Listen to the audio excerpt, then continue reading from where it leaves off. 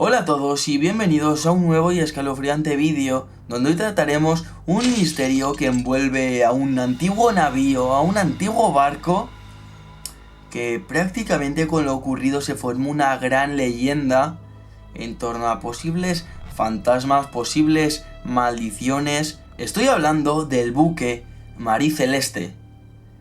¿Qué le ocurrió? ¿Qué fue realmente lo que pasó? ¿A qué se debe su misterio?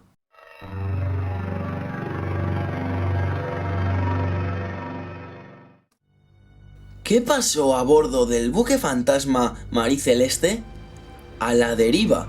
Así encontraron el barco en el que debía haber 10 tripulantes, pero que sin embargo estaba desierto, aunque eso sí, con todo en su sitio. Y es que hoy os traigo la increíble historia del velero bergantín estadounidense Marie Celeste, que será ya por siempre, a no ser que alguien lo remedie, un gran misterio insondable del mar. Un secreto histórico fagocitado a la posteridad por el inmenso océano. Cada vez que alguien se sumerge en este insólito enigma, afloran a la superficie nuevos interrogantes sobre lo que pudo suceder a bordo de aquel buque fantasma antes de que el 5 de diciembre de 1872 el barco inglés Dei Gratia aborizase a la lejanía el bergantín abandonado a la deriva entre los Azores y Lisboa. Sobre la 1 de la tarde, un marinero del Dei Gratia distinguió una vela blanca hacia el nordeste, a 600 millas más o menos de la costa portuguesa, al norte de la ruta directa entre los Azores y Gibraltar. Al capitán David Reed Morehouse le extrañó, ya que el barco silueteado en lontananza navegase en zigzag. Poco después, a solo media milla del mismo, observó el puente de mando con sus prismáticos y quedó pasmado. No había ni un alma. ¿Cómo era posible que el bergantín navegase solo con el foque y el trinquete, estando las demás velas plegadas? El capitán ordenó a 3 de sus hombres que abordasen el barco para escudriñarlo, para registrarlo. El primer oficial, Oliver Deveau, redactó luego un informe de todo lo que vio. Sondeó primero las bombas de achique, que estaban en buen orden, según anotó él mismo, pero revelaban la presencia de 1 metro de agua en la cala. Había una cantidad de agua considerable en el entrepuente. El puesto de proa estaba lleno hasta el bordaje, añadió él mismo. Comprobó después que la última anotación en el cuaderno de bitácora correspondía al 24 de noviembre y que algunos objetos imprescindibles para navegar habían desaparecido, como el sextante y el cronómetro. Faltaban también la corredera, que medía, por ejemplo, la velocidad del barco. Recuerdo, el barco fue avistado el 5 de diciembre, pero el único apunte en el cuaderno de bitácora era el 24 de noviembre. Habían pasado 2 semanas. Había muchas reservas de agua potable en el interior de grandes toneles sobre soportes de madera que habían sido desplazados, como bajo los efectos de grandes olas que hubiesen entrado a bordo, redactó Deveau, aunque este fue incapaz de contar ya las barricas de alcohol, pero supo luego que eran 1.700 por valor de casi $37.000 de entonces. Para colmo, en la cocina del barco, sobre el fogón aún caliente, halló una cacerola que contenía un pollo recién cocinado, y en la mesa servida con 3 platos de comida. Observó también 3 tazas medio llenas de té aún tibio, es decir, aún templado. Encontró por último 3 camisas puestas a secar. Pero ¿por qué solamente 3? ¿Por qué solamente 3 tazas de té? ¿Por qué solamente 3 platos de comida? ¿Por qué solamente 3 camisas secando?, se preguntó Deveau. Recordamos que había en realidad 10 tripulantes. Todo parecía indicar que ese barco no llevaba vacío 2 semanas, sino simplemente unos minutos. De su minuciosa inspección ocular, concluyó que los 10 tripulantes del Marie Celeste habían abandonado el barco poco antes y con precipitación. Pero enseguida le asaltó la duda. ¿Por qué esa fulminante reacción si el bergantín se hallaba en buen estado? ¿Acaso huían de este barco que los había encontrado y que fue simplemente a inspeccionar? Tras tantos ríos de tinta vertidos sobre este enigma, señalo ahora algunas versiones dispares, la primera de las cuales resulta un tanto novelesca. El cocinero del Mary Celeste enloqueció y envenenó uno tras otro a toda la tripulación, empezando por el capitán Benjamin Briggs, la noche del 24 de noviembre. De ahí su última anotación en el cuaderno de bitácora.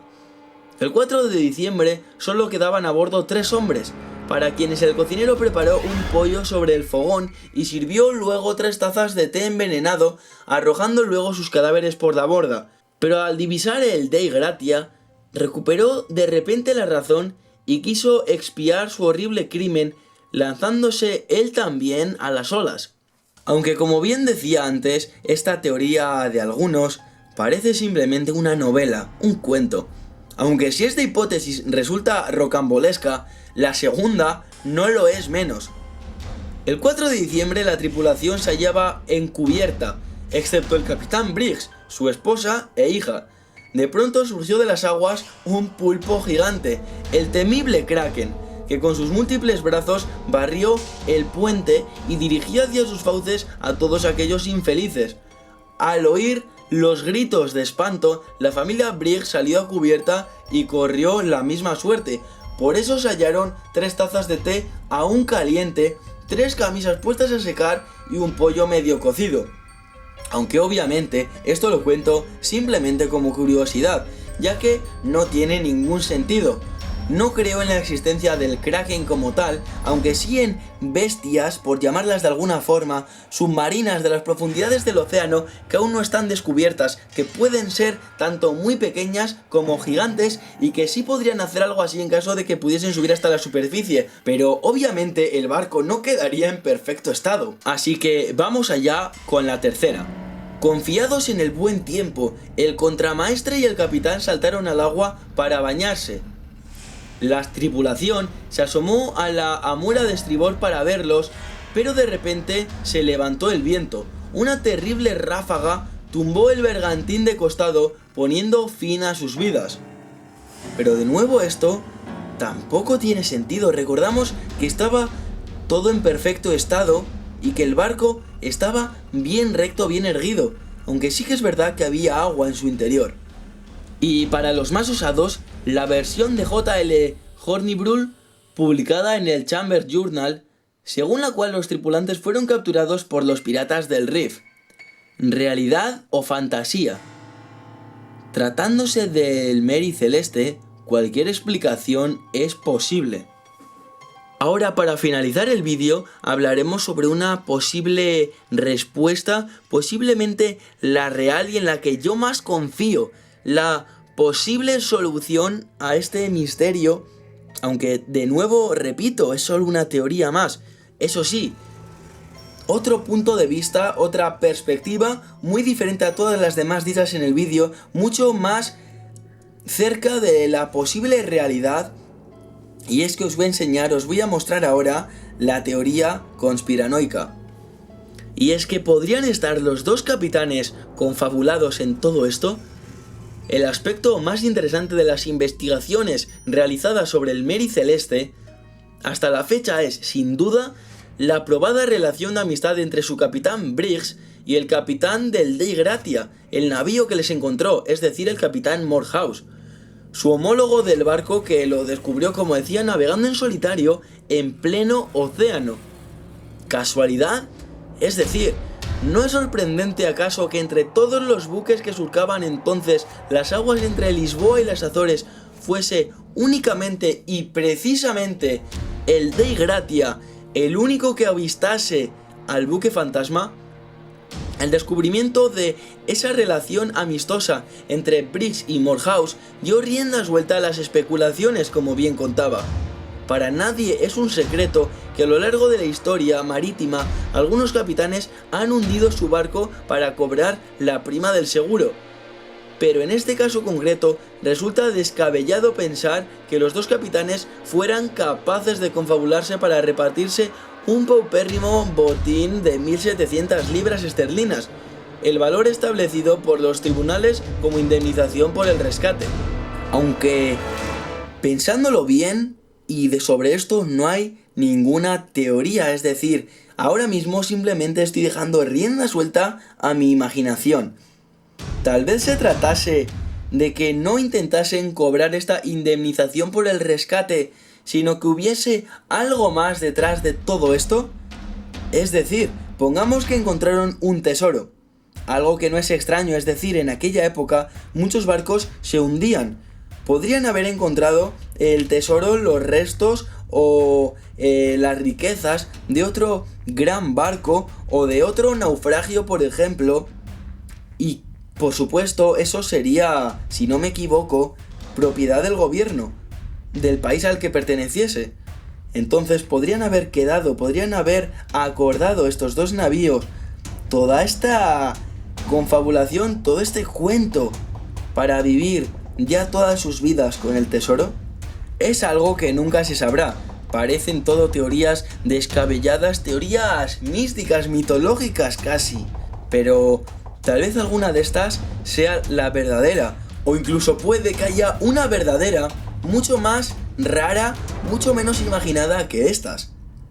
Nadie lo sabe y probablemente ya nadie lo sepa nunca, a no ser que aparezcan, por ejemplo, unos escritos. Ahora bien, espero que os haya gustado este largo vídeo, pero en el que intentaba mostrar cada uno de los aspectos, teorías, datos, información sobre todo esto ocurrido. Así que espero que os haya gustado, que me dejéis más informaciones, datos, teorías, opiniones, incluso artículos de prensa sobre todo este misterio en el tablón de comentarios para aprender más sobre todo esto. Y hasta el próximo vídeo.